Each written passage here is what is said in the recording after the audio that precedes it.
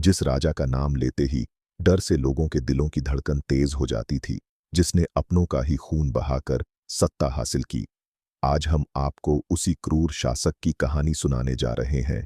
नमस्कार, मेरा नाम हिमांशु है। आज आपको औरंगजेब के बारे में विस्तार से बताएंगे। औरंगजेब कौन था, जानिए।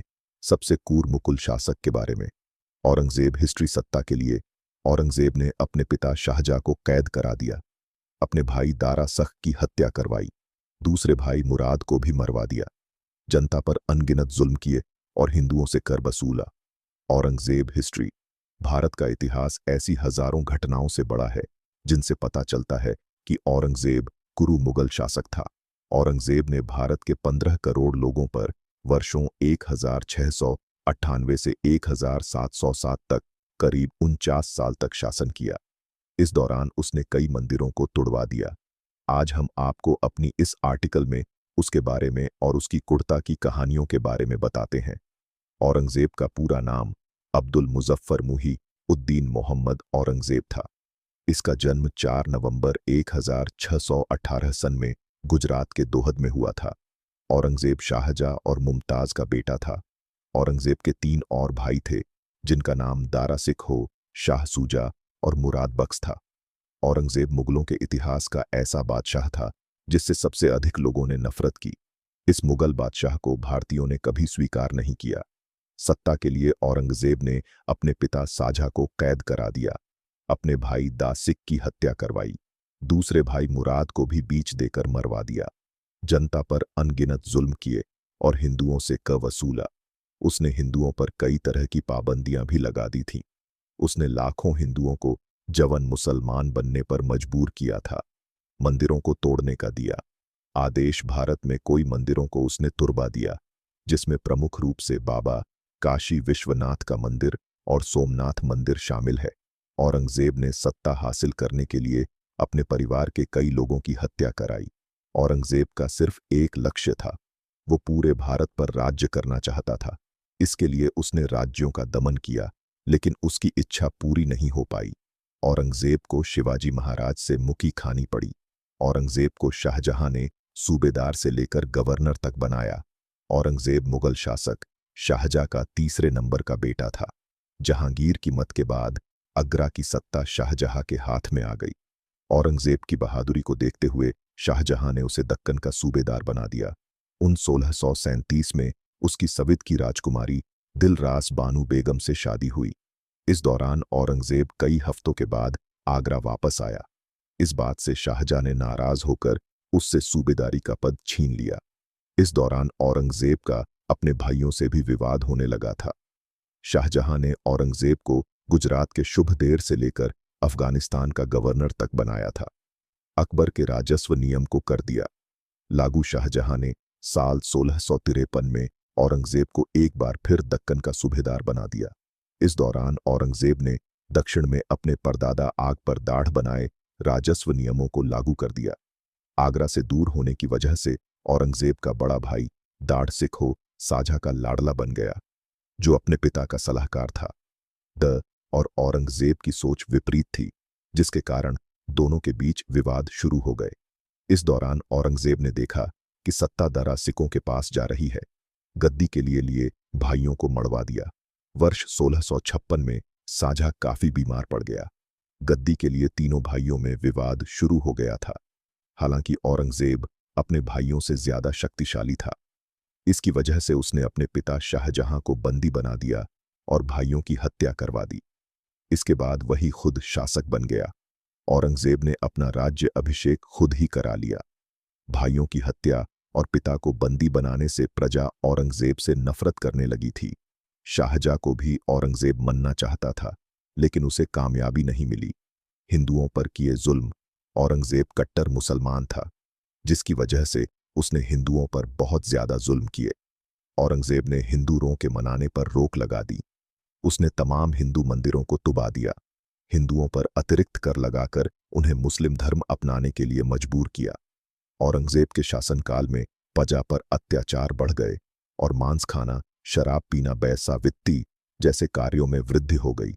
सिखों के 9वें गुरु तेग बहादुर की हत्या करवा दी।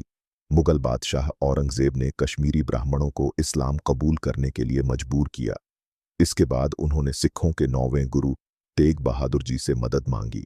तेग बहादुर जी ने इसका विरोध किया, जिसके बाद औरंगजेब ने उन पर भी इस्लाम अपनाने का दबाव डाला, लेकिन वो नहीं झुके। उन्होंने कहा, मैं शीश कटा सकता हूं, लेकिन केस नहीं। यही सुनकर औरंगजेब गुस्से से लाल हो गया और फिर उसने तेग बहादुर जी का सबके सामने सिर कटवा दिया। शिवाजी के बड़े बेटे संभाजी महाराज की कराई हत्या। औरंगजेब ने शिवाजी महाराज के सबसे बड़े बेटे सम्मनजी महाराज की बड़बड़ हत्या कराई थी।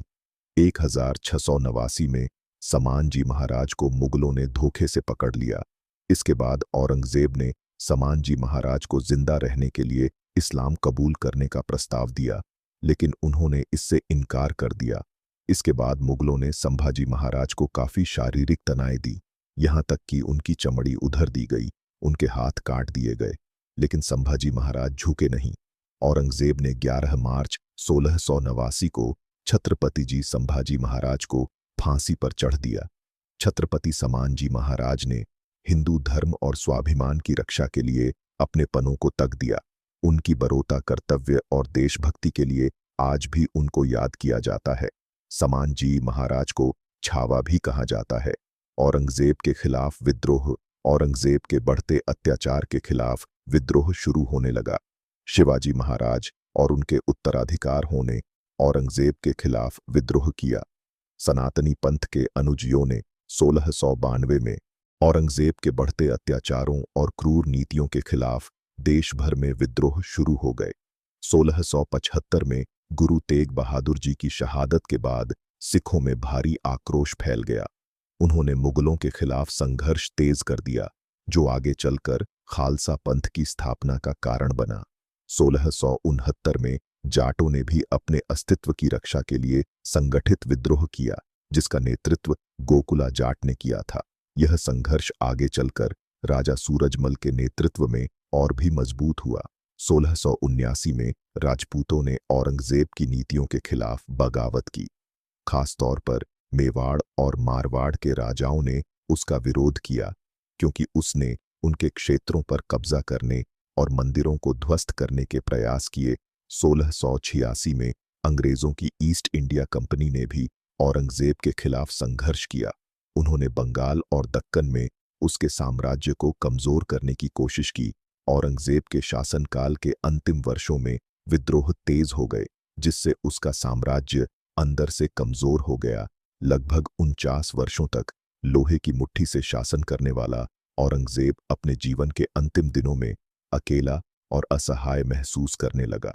उसने अपने जीवन में कई युद्ध लड़े, लेकिन अपने ही परिवार और प्रजा का विश्वास नहीं जीत सका। 1707 में बुंदेलखंड के वीर योद्धा छत्रसाल ने औरंगजेब के खिलाफ विद्रोह छेड़ दिया। कहा जाता है कि एक युद्ध के दौरान छत्रसाल ने उसकी सेना पर जोरदार आक्रमण किया, जिससे औरंगजेब बुरी तरह घायल हो गया। इस चोट के बाद वह गंभीर रूप से बीमार पड़ गया और महीनों तक बिस्तर पर पड़ा रहा। 3 मार्च 707 को अहमदनगर में उसकी मृत्यु हो गई। उसकी अंतिम इच्छा के अनुसार उसे एक साधारण कब्र में दफनाया गया, जो उसके विशाल और वैभवशाली साम्राज्य के अंत का प्रतीक बनी। औरंगजेब की मृत्यु के बाद मुगल साम्राज्य तेजी से कमजोर पड़ गया। उसकी कट्टर नीतियों और अत्याचारों ने हिंदू, सिख, मराठा, राजपूत और अन्य समुदायों को उससे दूर कर दिया था। उसकी मृत्यु के बाद मराठाओं ने तेजी से अपनी शक्ति बढ़ाई और छत्रपति शाहू जी महाराज के नेतृत्व में मुगलों को कमजोर करने लगे। राजपूतों, जाटों और सिखों ने अपने अपने क्षेत्रों में स्वतंत्रता के लिए संघर्ष शुरू कर दिया। ब्रिटिश ईस्ट इंडिया कंपनी ने इस अवसर का फायदा उठाकर भारत में अपनी पकड़ मजबूत कर ली। 1707 के बाद मुगलों की शक्ति धीरे धीरे घटने लगी और अंततः 1557 में बहादुर शाह जफर के समय में मुगल शासन पूरी तरह समाप्त हो गया। इतिहास हमें सिखाता है कि क्रूरता से सत्ता हासिल की जा सकती है, लेकिन प्यार और सम्मान से ही उसे कायम रखा जा सकता है। अगर आपको यह जानकारी पसंद आई हो तो लाइक करें, कमेंट करें और चैनल को सब्सक्राइब करें।